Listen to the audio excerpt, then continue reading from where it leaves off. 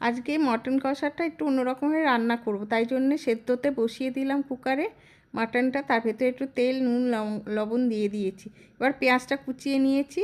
তারপরে মশলার জন্য আদা, টমেটো, ধনে জিরে সব দিয়ে পেস্ট করে নিয়েছি। এবার কড়াই দিয়ে দিয়েছি তেল, তার মধ্যে গোটা গরম মশলা দিয়ে দিলাম।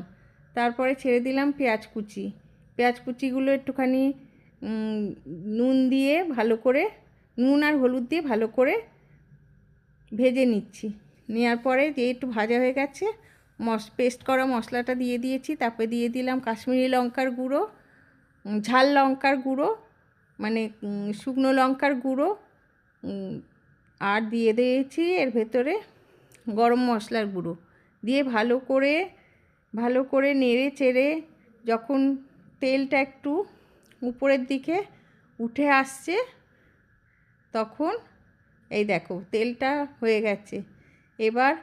এবার কুকারটা খুললাম, খুলে দেখছি মাটনটা খুব সুন্দর সেদ্ধ হয়ে গেছে। দেখো কি সুন্দর সেদ্ধ হয়েছে, দেখছো কি সুন্দর সেদ্ধ হয়েছে। তারপর মটনটা দিয়ে দিলাম ওই মশলাটার ভেতরে দিয়ে এবার এইটা ভালো করে নাড়াচাড়া করে নেব, কষিয়ে নেব ভালো করে নাড়াচাড়া করে। তারপরে দিয়ে দেব নুন, স্বাদ মতো আবার একটু নুন দিয়ে দিলাম। দেওয়ার পরে আবার একটুখানি নাড়াচাড়া করে সেদ্ধ করা জলটা দিয়ে দিলাম, মাটন সেদ্ধর জলটা দিয়ে দিলাম, দিয়ে ঢেকে দিলাম। ব্যাস, দেখো কি সুন্দর তৈরি হয়েছে। জলটা একদম মাখো মাখো হয়ে গেছে।